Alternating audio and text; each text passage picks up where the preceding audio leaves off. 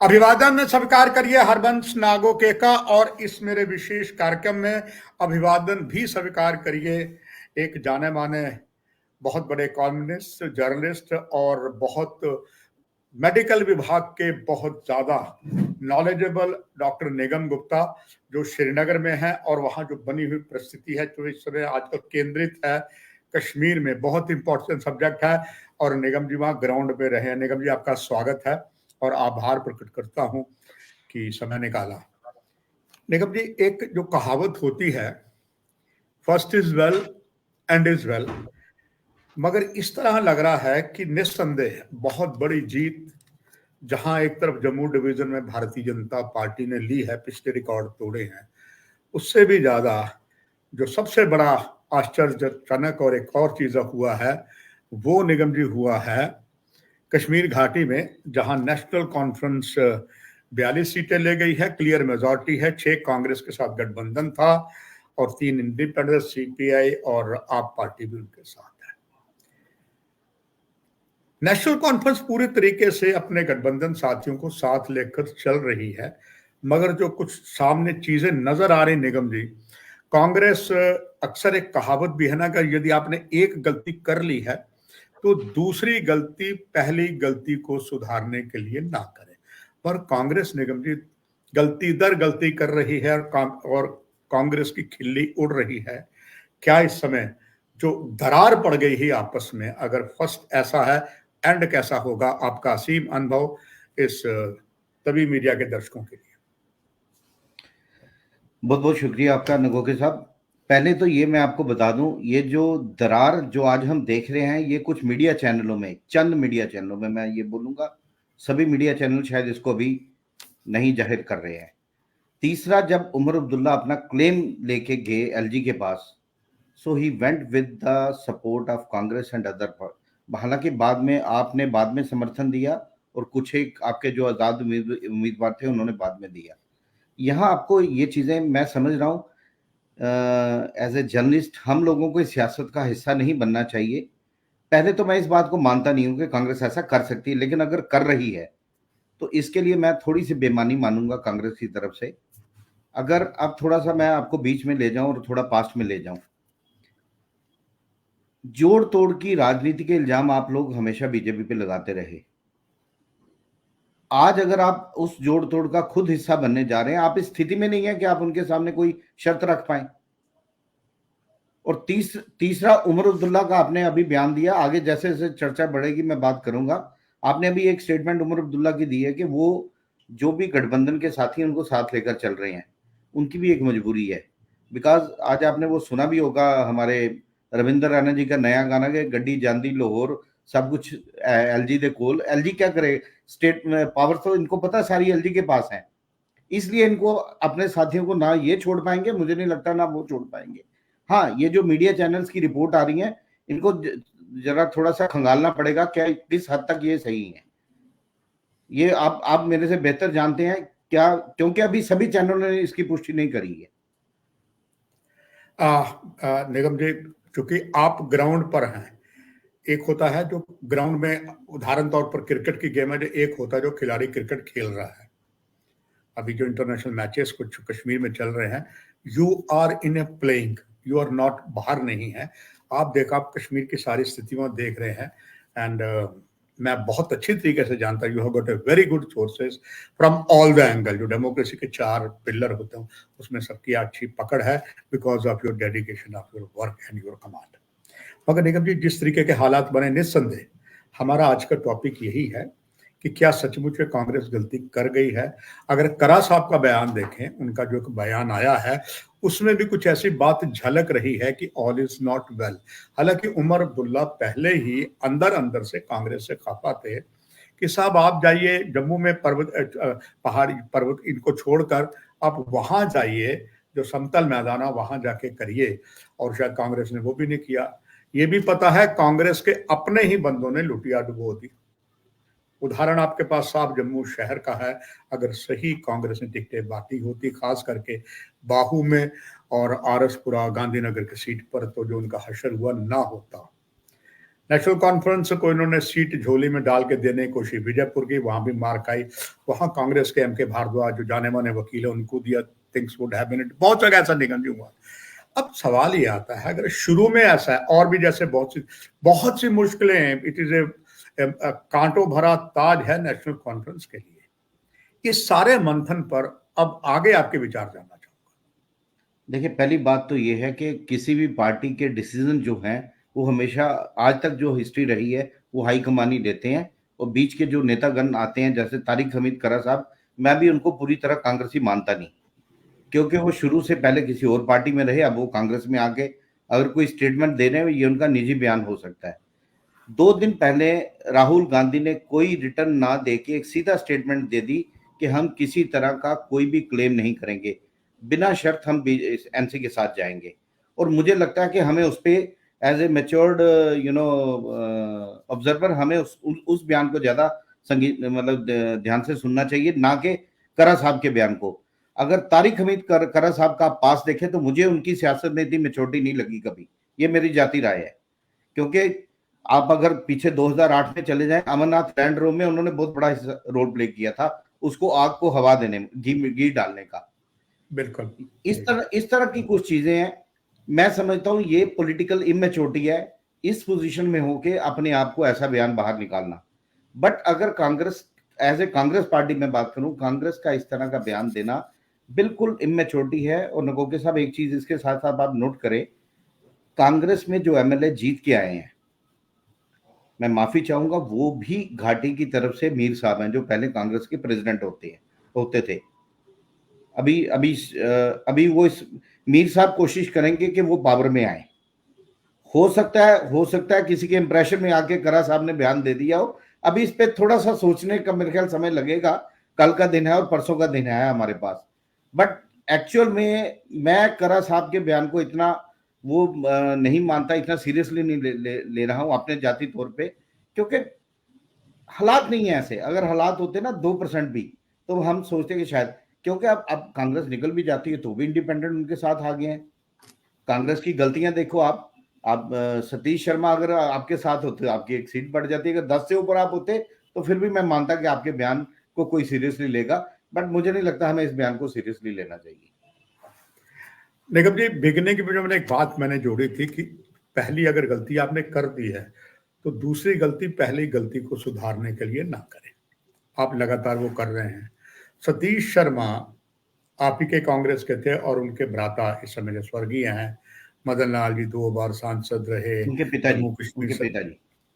उनके उनके पिताजी, मैं क्षमा चाहूंगा, उनके अंकल जो पहले कांग्रेस के एक जांबाज नेता थे, अब वो बीजेपी में आगे, वो जीत भी जम्मू शहर से गए। बावजूद इसके इतना आधार सतीश शर्मा के भी मन तन मन धन में कह लिए वही हाथ ही चल रहा होगा, मगर आपने उससे हाथ खींच लिया।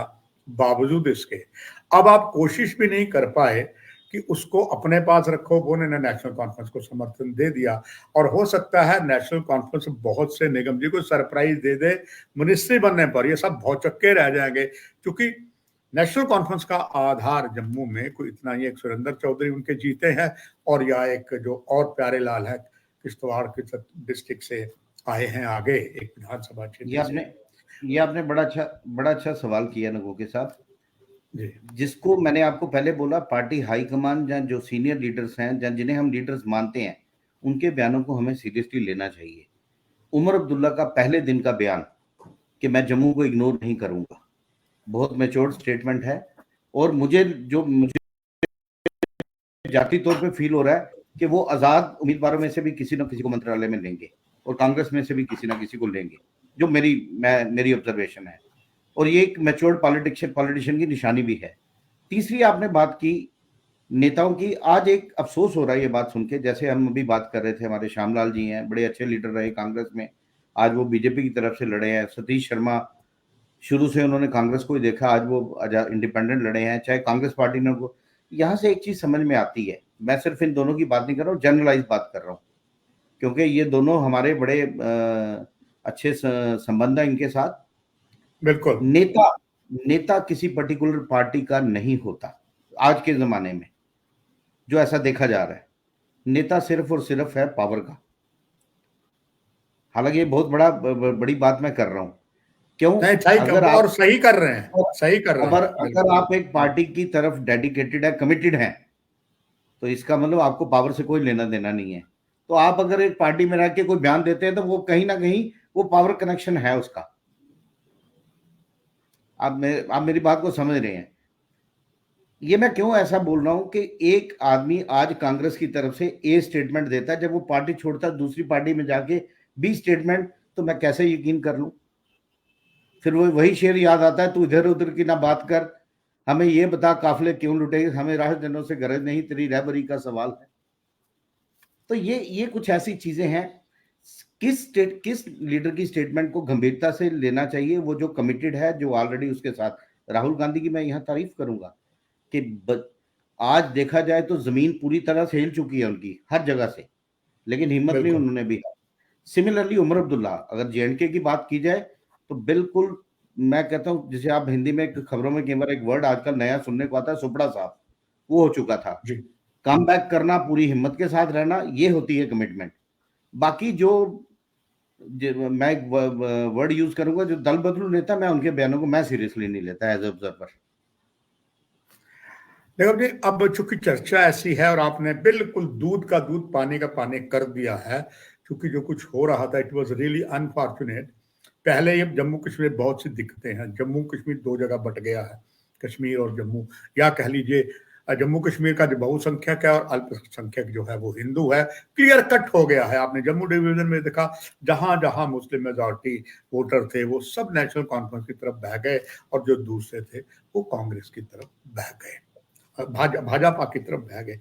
मगर निगम गुप्ता जी, एक तो सबसे बड़ी ये समय चैलेंज आ गया, दूसरा कि इनके पास कोई ज्यादा पावर भी नहीं है, जैसे दिल्ली में हो रहा है और कुछ यूपी में हुआ वो भी प्रॉब्लम है। मगर जिस तरीके से उमर अब्दुल्ला ने बहुत मेच्योरिटी भरे बयान दिए हैं, और ये भी लगभग तय है जो जम्मू कश्मीर में राज्यसभा की सीटें हैं उसमें एक सीट तो संभवतः नेशनल कॉन्फ्रेंस के डॉक्टर फारूक अब्दुल्ला राज्यसभा सदस्य बनकर, ये उम्मीदें चल रही हैं जाएंगे। और उन्होंने ये भी कह दिया है, और निगम जी अपनी मैं बात जोड़ूंगा, आप भली भांति परिचित हैं, हम एक दूसरे को 3 दशक से ज्यादा समय से, आप कॉलमनिस्ट थे, रिपोर्टर थे, मेडिकल में भी एक्सपर्ट थे, हम लगातार मिलते रहे और मैंने बहुत सी जानकारियां आपसे मार्गदर्शन भी लिया।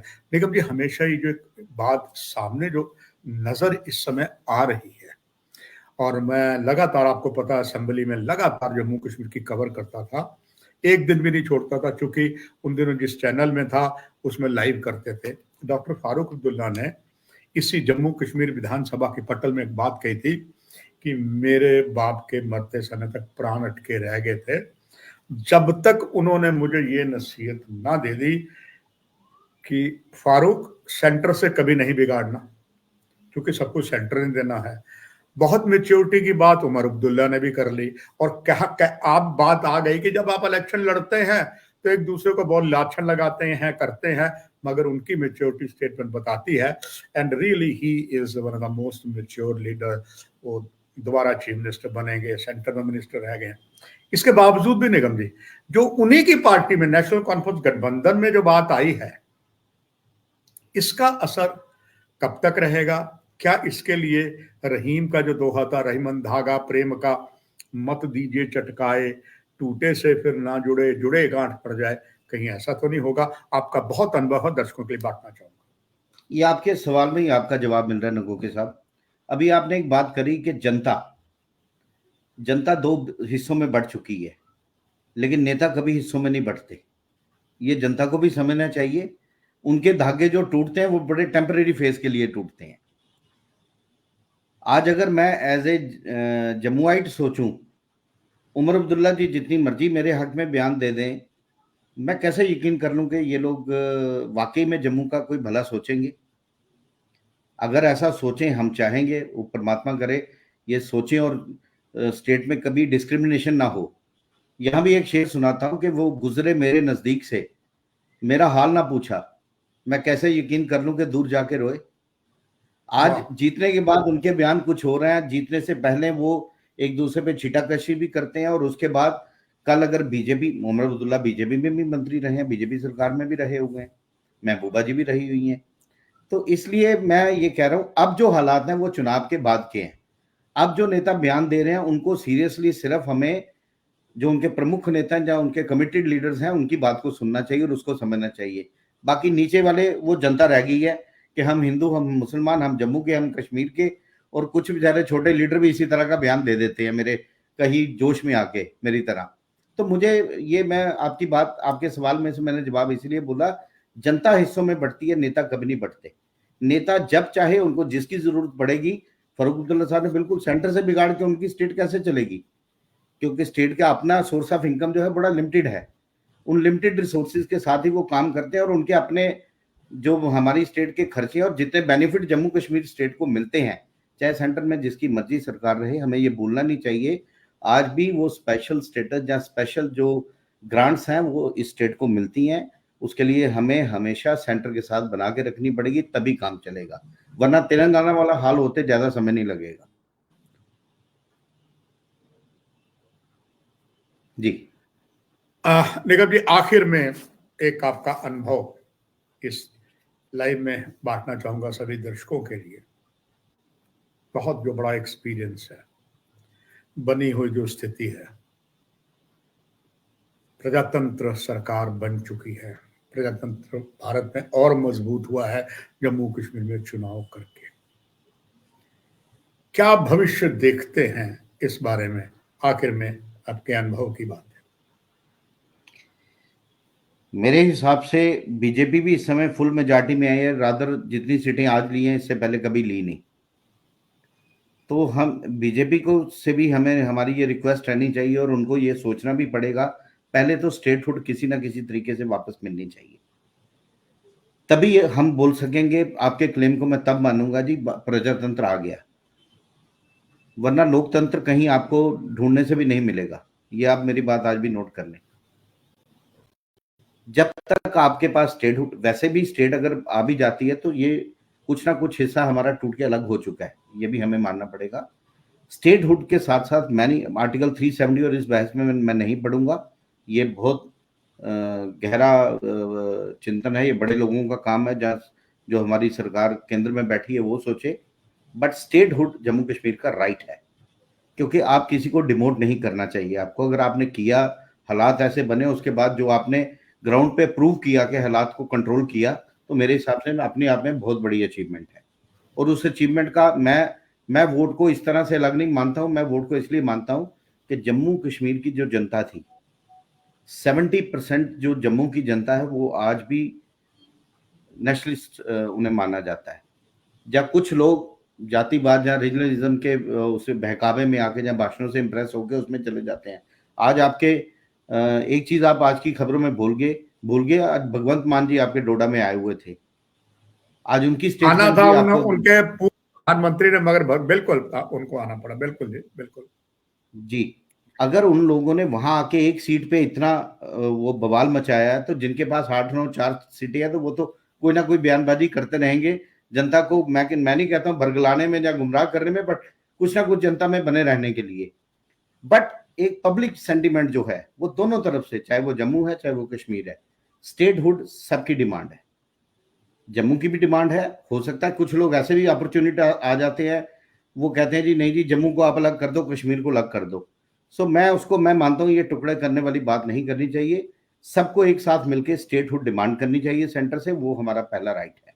ये मेरा कंक्लूजन रहेगा आज के डिबेट में। आज रविवार का दिन था और श्रीनगर में संभवतः आप फैमिली के साथ भी होंगे, क्योंकि आपकी शटलिंग चलती रहती है, और इसके बावजूद आपने समय निकाला।